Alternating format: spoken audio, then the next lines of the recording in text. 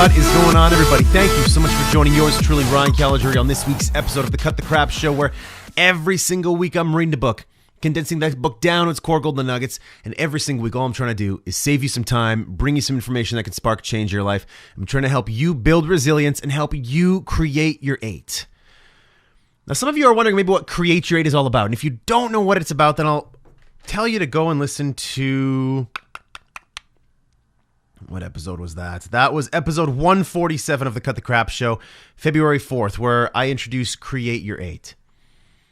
It's a very simple concept, a very simple method that I created, and I'm having so much fun working with so many different people on helping them create their 8 every single day.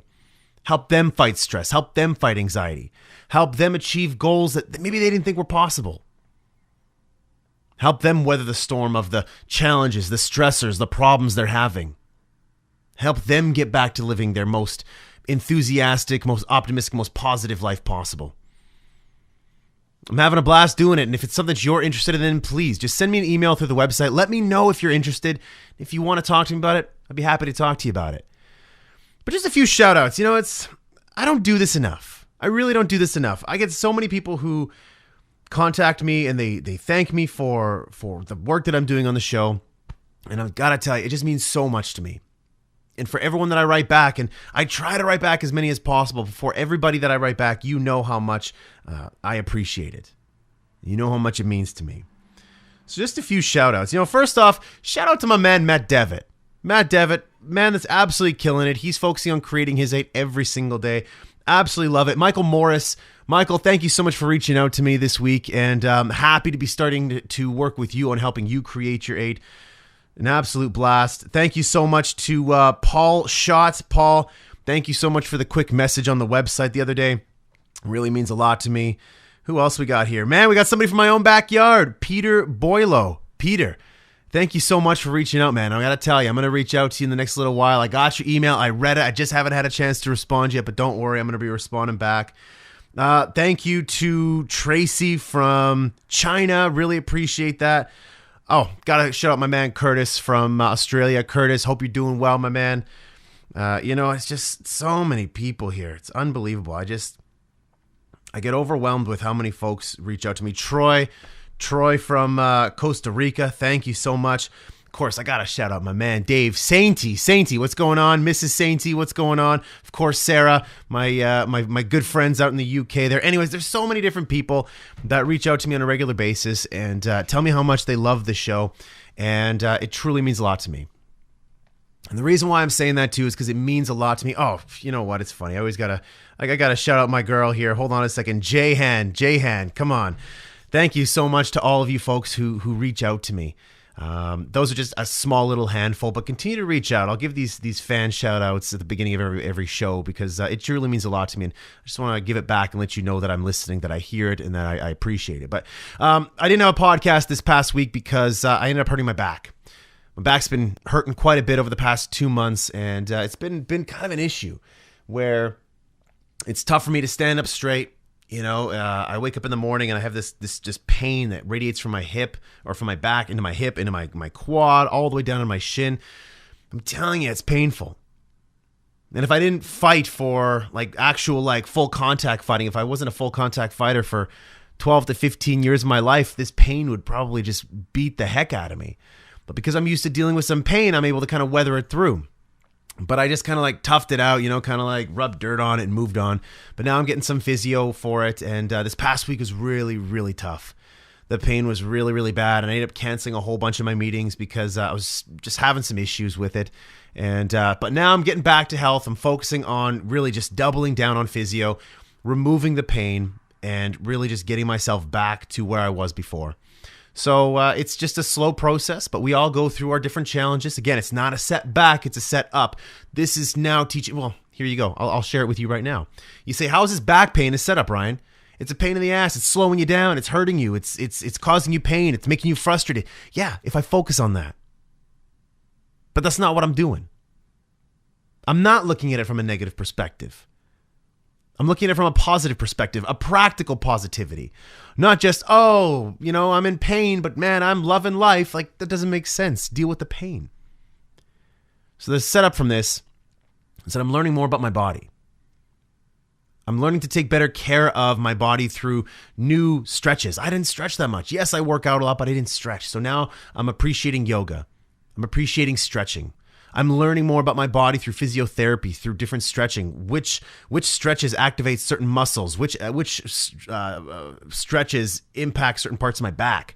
I'm getting smarter. But another big thing here is that I learned how much pain can actually impact someone's ability to create their 8. I always say the first thoughts you think, the first action you take first thing in the morning, you start off at a 5. First action you take, first thought you think will either drop you down or bring you up. What happens if you wake up in the morning and you're in excruciating pain? First thought that comes to your mind is, my God, why am I hurting so bad? Or this pain sucks. Immediately, as soon as you get out of bed, if you're feeling pain, you're dropping down to a 4. And I couldn't appreciate that before until now.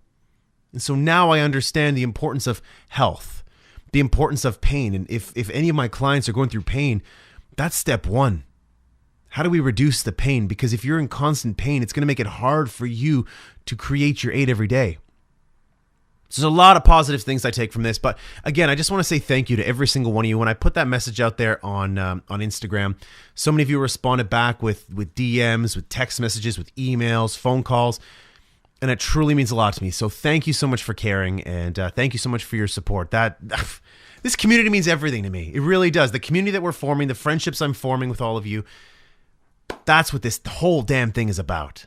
I'm just so grateful for that. But anyways, I've been talking on so much here. You didn't come here for me to jibber jabber. You came here to get the golden nuggets on a book today, and you want to learn how to build resilience, help you create your 8. So today we're talking about Payoff, the hidden logic that shapes our motivations by Dan Ariely?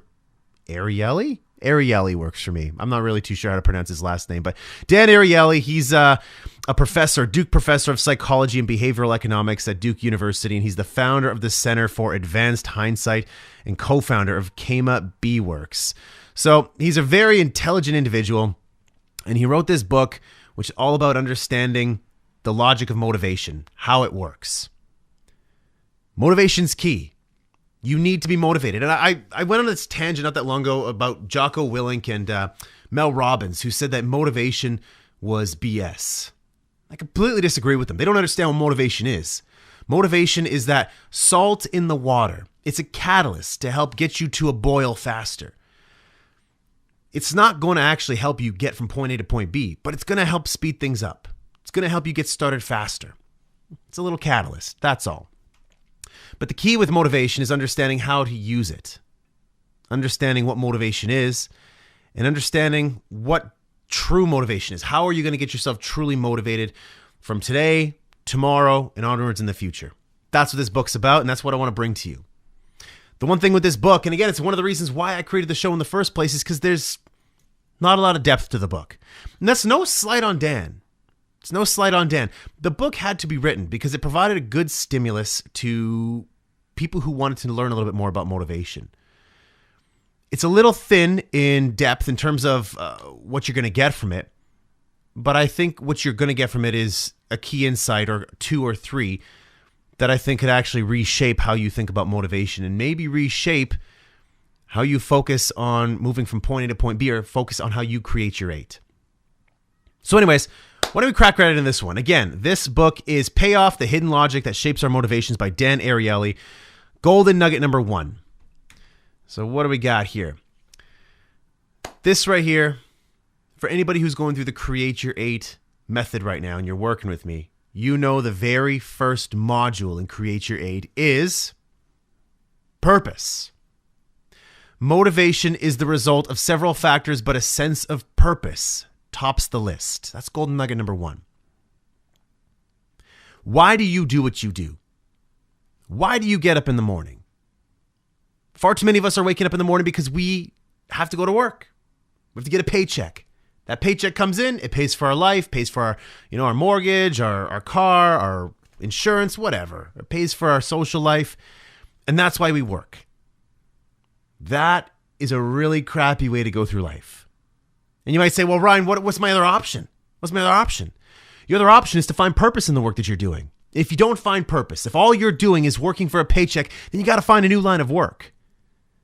Oh, Ryan, that's easier said than done. I have kids, I have bills, I have debt. I understand that. That's real life. But I always argue that you have to fight for that side hustle. You got to look for something else in your life that brings purpose to you. What is your purpose? And when it comes to work, a paycheck is not enough. You spend 40 hours a week, 40 hours plus. If you're working part-time, you're spending 20 hours a week plus.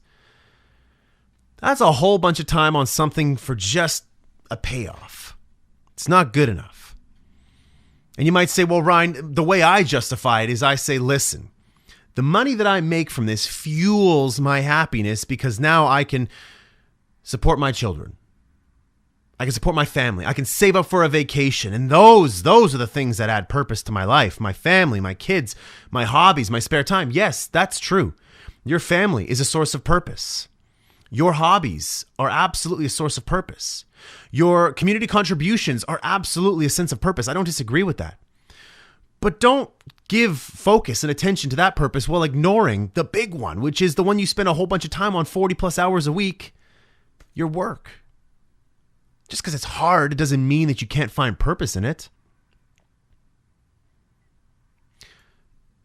So one of the things Dan says is that people are motivated by many things, and foremost among them is meaning.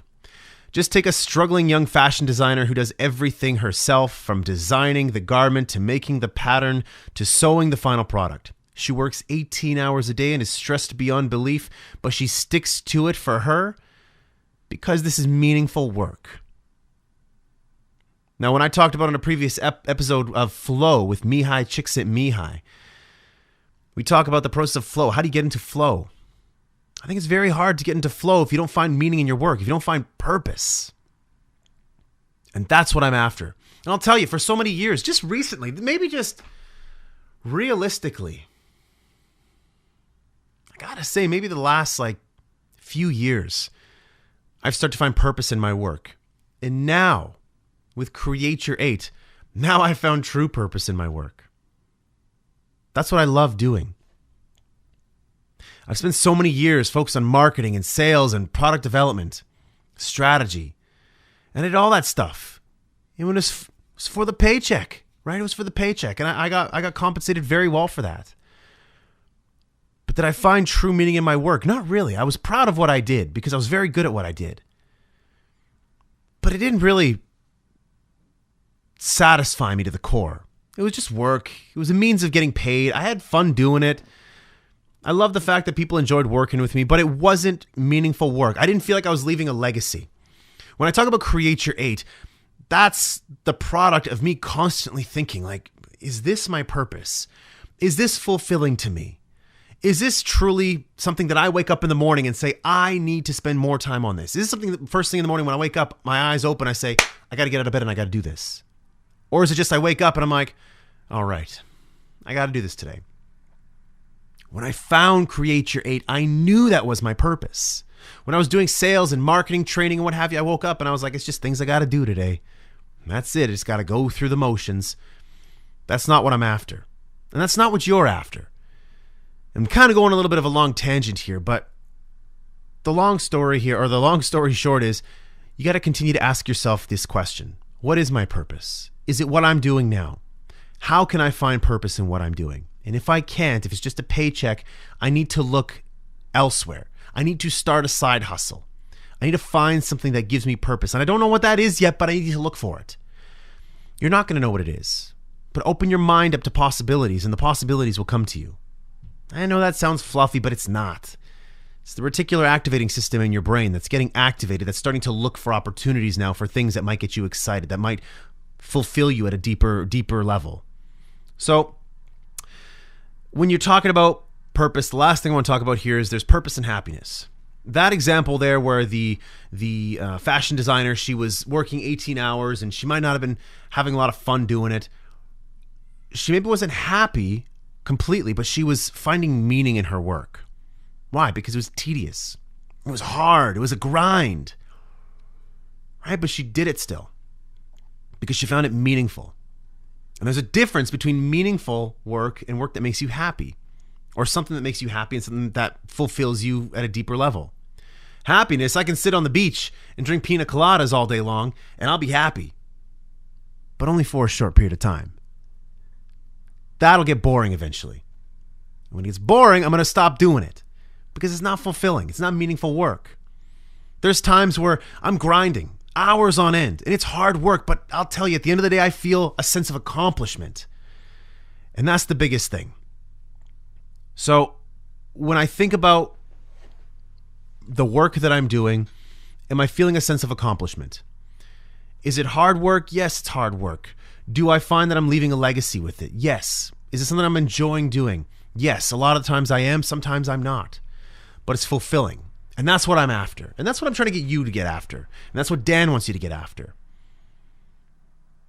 All right? If you're trying to find motivation, you got to find that meaningful work. That's the key thing here. And again, purpose is everything. We've talked about this also in a previous episode with, what was her name?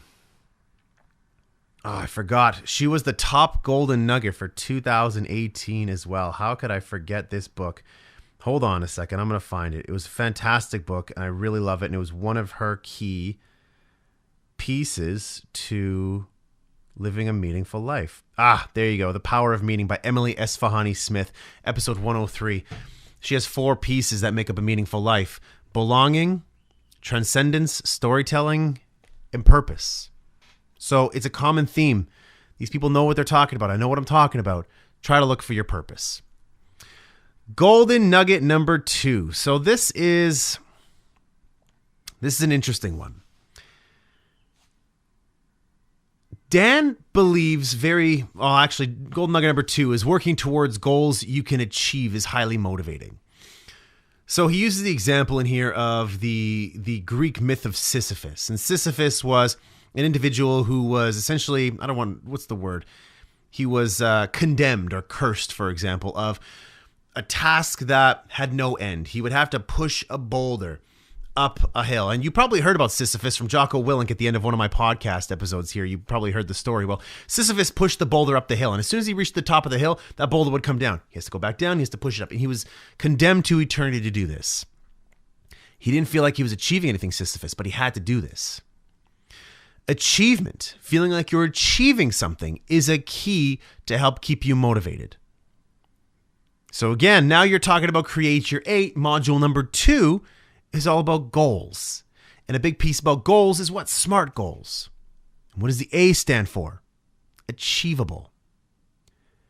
So one of the things we always get wrong so often, we think about goals. We think about setting big, audacious goals that maybe scare us a little bit, that get us excited. We're excited about the vision. We're excited about where it goes. But is it achievable? Last episode, we talked about setting baby steps. Remember Bill Murray, Baby Steps? By the way, thank you so much for all you guys who remembered what that show was. What About Bob? And it's shocking how many of you love that show or love that movie. What About Bob? It's hilarious. But I was talking about baby steps. Setting goals that are achievable is what's going to keep you motivated. Why? Because you get that sense of accomplishment. You get that dopamine rush from accomplishing something. So you want to stay motivated, set goals for yourself, yes, but make sure they're achievable. Easy point, very easy to remember, right? You want to set goals, make sure they're specific, they're measurable, they're achievable, they're realistic, relevant, and they're time-bound. Okay, but don't forget about the achievable piece. That's a key piece here, and there really isn't too much to share here. I mean, Dan shares a story here about his engineers where he got them to create a whole bunch of Lego robots. He put a whole bunch of Lego in front of them and said, I want you to build robots. They built these robots up over time. What did he do? He went over there, and Dan, being the jerk that he is, I'm just kidding, I love Dan. He takes the blocks apart and he tells the engineers to go do it again. They say, all right, fine. So they go ahead and they do it again. There were 2 groups of people, engineers who loved the task and engineers who didn't love the task. The engineers who didn't love the task, they found no reason to keep going. They didn't find a sense of achievement, so they stopped. The people that loved the task kept going, but Dan just kept breaking the blocks apart. Eventually, they stopped too because they felt like they weren't achieving anything anymore. It was just an endless task. They didn't feel like they were achieving anything, so they just stopped. And I found that very, very interesting because it's just, what are you doing every single day? Are you just going through the motions? Are you just taking action because you feel like it's just, you have to be busy, you have to be doing something, or are you working towards achieving something? The takeaway here is essentially make sure you have a goal, make sure you got something that you're working towards, make sure that it's very specific. And when you achieve it, you're going to feel a sense of accomplishment. You're going to get that dopamine rush. Life's going to be good, and you're going to want to set better goals. And the more you achieve, the higher your level of tenacity will become, the more focused you'll be on your goals, and the more apt you'll be to continue moving down that path. Pretty simple. So achievement is the key to motivation, but we also know that there's another big driver to motivation. It's ownership and effort. And that leads us to golden nugget number 3. Effort and a sense of ownership helps to keep you motivated. So let me ask you this question. If you are making a cake, you're making a cake from a packet, right? Or you make the cake from scratch, right? You go ahead, you mix the powder up, whatever it is. I'm not a baker, so I don't know what the heck I'm talking about here, but follow me for a second. You're making a cake. Which one do you feel a sense of accomplishment from? From making a little package or making it from scratch yourself? Well, if you're a Neanderthal like me who doesn't know what to do in the kitchen, from a baking perspective, I can cook a mean lasagna. Get out of here. I'm Italian. Come on. I'm drinking espresso and San Pellegrino water. Get out of here. Of course I'm Italian, but I can make a mean pasta. But baking, I have no idea. Anyways, what am I going on this tangent for? It's unreal. So when I'm talking about baking, where do you feel a greater sense of accomplishment? Making it from the package or making it from scratch? I'd argue making it from scratch. But again, if you're me, maybe you're just happy making it from a package. But making it from scratch, there's more effort involved. It's more tedious, requires more patience, more focus, a little bit more love. And so Dan argues that's the kind of stuff that you need to be pouring more energy into, because that's going to give you a sense of accomplishment. The more effort you put into it, the more ownership you take of it, that's what's going to keep you motivated. Tasks like that. And I find that very interesting. And so he has another story here where he had 2 groups of people. One group, he gave them very specific instructions on how to build very specific origami swans, for example. Very specific instructions how to do that. The second group, he gave them very confusing instructions they didn't quite understand. Both groups went at it. When they both finished, he asked them, from a level of like 1 to 10, how satisfied were you with the task? How much did you enjoy the task? Did you feel a sense of accomplishment? The people that had the step-by-step kind of instructions, they thought it was fun, but they didn't really feel a sense of accomplishment. The people that had to struggle through it, they had to put a little bit more effort, they had to put a little bit more thought into it, they found a greater sense of accomplishment. They loved that task even more. Accomplishing it gave them a greater sense of satisfaction. I did this myself. It was confusing, it was hard, but I did it. That's what Dan's trying to go after here. So again, the tasks that you put more effort into will actually be more motivating. And it seems kind of backwards, doesn't it? Where you think, listen, if I can accomplish something faster and easier, then it's going to be more motivating for me, right? Apparently not. Apparently not. The more you have to focus on something, the more concentration you have to put on something, the harder you work on something, you're going to find a greater sense of accomplishment in that. What do you think? Do you agree with that? I agree with that. And so it's very interesting to think about motivation from all these different perspectives.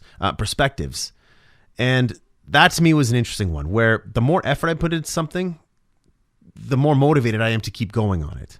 And that's true, right? Building a business, building a product, building a service, building a customer base, right? Building a movement, building a show. I'm more motivated to do this show because I've spent so much time and effort in this. Of course, there's so many different layers to motivation. I find purpose in this because it connects with all of you. I've talked to so many of you on the phone last week and texting you on Instagram or on text message or whatever. There's a sense of purpose in there, right? There's a sense of achievement. Every time I launch an episode and I have an opportunity to talk with all of you, there's a sense of achievement, right? This is something that takes a lot of effort, something I take great ownership in. Cool. I guess this is why I'm so motivated to do this. But there's one more piece to this motivation thing that I think is really key to pay attention to. And it's gold nugget number 4, which is internal and external factors. Dan argues that the best motivators come from within. And I agree with him. At a very young age, a very, very young age. No, I wasn't that young. Get out of here. Maybe what was I? I was maybe 21, and I'm 22 right now. So Get out of here. Everyone's watching this. They're like, you're not 22. Get out of here. Listen, if I start wearing my hat sideways, I could totally be 22 years old. What if I actually came on the show like that? Wearing my hat sideways like this. What would you say? What would you think about me? I know what you think about me. Starts with a D and ends with a bag. That's what it sounds like. But anyways, so I'm not 21. But when I was 21, I thought that happiness was all about money. An external factor. I was so wrong. Money has nothing to do with happiness. It doesn't. And it takes you some time for you to realize this. It does. It took me forever to figure this out, that money doesn't make me happy. Yes, money fuels certain aspects of my life that make me happy, but not truly. It's purpose. Purpose is what makes me happy. Purpose is what motivates me. I worked really crappy jobs. I worked in crappy organizations where I got paid a lot of money. I worked in really bad cultures where I got paid a ton of money. Didn't like it. I was probably at my least happiest point in my life. I got paid less money to do meaningful work, and I was way happier. That's the key. Your motivation doesn't come from external factors. It comes from internal factors. And we shouldn't rely on external forces like money to foster long-term motivation. So what are you doing that's giving you that internal self-satisfaction? Are you giving back to your community? Are you contributing to people's lives? When it comes to purpose, again, we've covered this in module number 1 of Create Your 8. A big piece to purpose is giving. What are you giving to somebody? What are you giving to a culture? What are you giving to a community? What are you giving to people? Giving is what gives you that sense of purpose. It's what gives you that internal motivation to wake up in the morning, to put in those 18-hour days, to give more of yourself than you previously thought possible. This is why people love having kids, because kids give them a sense of purpose. I talk about this all the time. Kids give people a sense of purpose because you have to take care of your kid. You have to feed them, clothe them, protect them, give them shelter. But when it comes to kids, what happens when the kids fly away and they get out of the nest? You got empty nest syndrome. And all of a sudden your sense of purpose is gone. You have to find multiple sources of purpose. Not just one, but kids are a great source of purpose. Absolutely. Because you're giving so much to them. You're giving them advice. You're giving them shelter, you're giving them clothing, you're giving them food, you're giving them guidance, giving them lessons. You're giving. What else can you give to in your life? Think about that stimulus for a little bit. And this whole episode is not designed for you to come away from this and say, wow, I know exactly what my purpose is. I know what motivates me. You're not going to come away from this podcast episode with clarity on what your purpose is, on what's going to motivate you. What this is going to do is it's going to plant that seed in your brain. I want you to foster that seed constantly, thinking about it over and over again, asking yourself a question, moving in one direction, testing it, learning, figuring out it's not a purpose. Get rid of it. Start something new. Plant a new seed. Okay, that seed grows. It grows. Is it something that's going to give you purpose? It's not. Cool. Rip it out. Get rid of it. Start something new. Is this going to give you purpose? That's the process of life, everyone. Like, that's the process that I go through, that I went through, that I'm going through right now. That's how I got to Create Your 8. Now, people don't know this about me, but I'll give you a quick skinny. I don't know if that means anything to you guys. I'll give you a quick synopsis of where I've essentially been to in my life, my constant discovery of purpose. I went through university and college for creative stuff like advertising, public relations, journalism, broadcast production, radio, all that stuff. I went through school. I thought that was what's going to give me purpose. I didn't think about purpose at the time. But then I realized my deeper purpose was to share knowledge. So I started writing for, a national publication, very large publication. Started writing for them I wrote for them for about 7-8 years. And I thought that's what gave me purpose, right? It didn't give me purpose. It gave me an inflated sense of ego because now I was writing and people were talking to me, and I figured, my sense of purpose is making money, building a big business. And it wasn't. I built a big consultancy for myself, right? I didn't have a whole bunch of employees, but it kept me very busy. And I was doing a lot of traveling, and that was fun. I was working with some great clients, doing some great problems, but that wasn't it. So after a while, I decided I need some more knowledge. So I got some good mentors and I figured, you know what? Leveling up, learning new skills, that was my key. So I got some new mentors. You know, some of them, I've mentioned them on the podcast before. Chet Holmes was one of them. Jay Abraham was another. And working with them. And I figured, you know, my sense of purpose was to get stronger, better. Working with the chief product inventor from Procter & Gamble, learning how to develop new products, services. It was great. It was fun. But it didn't fulfill my sense of purpose. So I started to think about a new products or new things. So I created new products. I created a new line called Advice for Life. Then I cut that out. I started something new. I created the Growth Network. That was fantastic. Grew. And then I cut that out. And then I started to do this podcast. I started to do other shows. I started to look at shows. Then I started this show. And now I found a sense of purpose. I was like, okay, I'm getting on my path here. And then I started to learn a little bit more about resilience. And then I was like, wow, this is amazing. As I learned a little more about sales and marketing, I got very specific in terms of the niches that I realized were absolutely critical to helping companies grow. And I focused, instead of on all this sales and marketing, on a few aspects of sales and marketing that I knew very well and I knew would drive growth. So I did that. And now I create your 8. I'm on to create your 8. That whole process of me looking for something took like 12 to 15 years. No, not 15 years. Maybe like 12 years, 10 to 12 years. It takes time. And I tell you that kind of crappy story, that kind of like just little timeline of my life to show you that this stuff doesn't come overnight. So don't stop. Don't get discouraged. Don't think that if it doesn't come to me overnight or this week or this month, that I don't know what my purpose is. I'll never figure it out. You will figure it out. You just got to keep exploring, keep testing. Yes, you'll explore something. You'll feel like you failed, but you didn't fail. You learned a lesson. And that's the takeaway I want you to learn from this. In your constant search for what motivates you, you got to go back to the basics. You got to do what Dan shares with us and look at the key aspects of motivation. So again, I know so many of you love it when I kind of go over the golden nuggets from the episode. So that's what we're going to do. Every single week I'm going to do that because I know a lot of you like to reiterate. So again, we're going over this. One of the first things, golden nugget number 1, motivation is about finding purpose. Golden nugget number 2, motivation is all about making things achievable, finding achievable goals. Golden nugget number 3, make sure that you're finding something that you can pour your energy into, pour your effort into, because the things that you put more effort into are going to be more rewarding to you. That's golden nugget number 3. And of course, golden nugget number 4, the best motivators come from within, internal reasons, not external, not money, not things that drive your ego. Okay, this is a very important topic because so many of us think that motivation is garbage, but it's not garbage. We just need to think and understand what motivation is. So again, I thank Dan for creating this book. Again, this book is Payoff, The Hidden Logic That Shapes Our Motivations. And again, it's by Dan Ariely. Feel free to pick it up if you want to read into it. But again, like I said, the book is a little bit shallow, doesn't really provide too much detail to us, but it provides just enough golden nuggets, enough little seeds, little stimulus to help spur on some new thoughts. And in the end, that's what we're trying to do every episode here.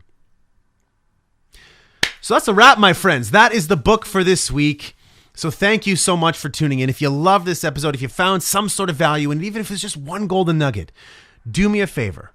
Go on your phone, go online, and rate and review the show, especially if you're listening on an iPhone or you're listening through iTunes. Go to the podcast app, go to shows, go to the Cut the Crap show, and give me a ranking. 5 stars would definitely mean a lot to me. Also, don't forget to connect with me on LinkedIn, Facebook, Instagram, Twitter. Don't forget to subscribe to the YouTube channel as well. You can kind of see what's going on here behind the scenes, especially if you've been listening for a long time. And I know a lot of you have been listening, so don't forget to do that. Also, little call to action here. I don't do calls to action for this very often, but I really should because it's driving a lot of change in people's lives. And for the most part, people have been coming to me and it's been keeping me busy. But this might completely screw me over and I might have to tell some of you that I can't do it because I'm going to be too busy. But I got to put it out there for some of you who don't know about this. Create Your 8 is a method that I'm using to drive people to a consistent level of happiness, of resilience, of helping them deal with their stresses. It's 40 modules. Every single week, you and I, we get on Skype, and for 1 hour, the first half hour, what I do is I run you through the module. The next half hour, I work with you on helping you populate your module, help you build your roadmap to resilience. At the same time, I inject my expertise in leadership coaching and cognitive behavioral therapy, sales, marketing, product development, especially if you run a business. If you're looking to build a side hustle, I also inject that into there. but my number one objective is to help you create your 8 every day. Where if you wake up in the morning at a 5, I don't want you to go down to a 4. I don't want you to go down to a 3. I want you to have the right coping strategies, have the right tools, have the methods for you personally to help you create your 8 on a regular basis. Because our day is a roller coaster, baby. You wake up at a 5, you listen to a good piece of music, you work out, you have a good breakfast, you're at a 7, you go to work, all of a sudden you get a bad email, you're down to a 3. Great. How do you pick yourself back up? How do you get yourself up to a 4, to a 5, 6, 7, 8? Right? Then all of a sudden, you get into an argument with a coworker or your spouse, and all of a sudden you drop back down. How do you bring yourself back up? You have to know how to do that. You have to know how to control your brain. You got to know how to train your brain, and that's what Create Your 8 is all about. So if you're interested in learning the Create Your 8 method, send me an email. Just go to ryancaligiuri.com, go to thecutthecrapshow.com, and go to the Contact Us form, and just put in a form there. Tell me you're interested in Create Your 8. We can get on the phone and I can see if it's right for you. And we could talk about it. And it's awesome. Last little while, we just finished a whole bunch of tests with Create Your 8, and every single time I do it, I learn so much more. I enhance the modules, they get stronger and stronger, and right now they're at a point where I'm just so proud of them. I'm so proud of the achievements that we're getting through it every single week, and it's really it's given me new purpose in life. It's helping me understand what my legacy will be on this planet, and it means so much to me. And if you think you can't afford it, then at least for the most part, just reach out to me. We'll see what we can do. For me, it's not so much about money as it is helping drive change in people's lives. I mean, this is what this show's about, and that's what I'm trying to do every single day. So that's my long call to action there. Also, one more call to action. You got to support my baby sister. Get out there, support my baby sister. She has her own podcast. She's absolutely brilliant. She's a neuroscientist with Mount Sinai Hospital in New York City, and she has her own podcast called The People's Scientist, where every single week she's doing her part to condense not golden nuggets from books, but she's breaking down the golden nuggets from all the research papers, all the studies she's doing, and she's trying to help you become smarter when it comes to your health, when it comes to your brain health, when it comes to just your overall health, your overall fitness. She's an absolute brainiac, so give that girl a follow and follow her podcast, and give her a rating, give her a review, give her a follow on Instagram, and let her know you found her through the show. But in any case, my friends, that is a wrap for today, so thank you once again for tuning in. Always means a lot to me, and thank you to all of you who reached out to me last week, worried about me, and were giving me positive words to help me get through the week when I was going through some pain with my back. So again, it just means a lot to me, and feel free to reach out. I'll have to give you guys all a shout out next week on the show for all you who reach out to me this week. But anyways, have a fantastic, productive, inspired week, everybody. I love you all.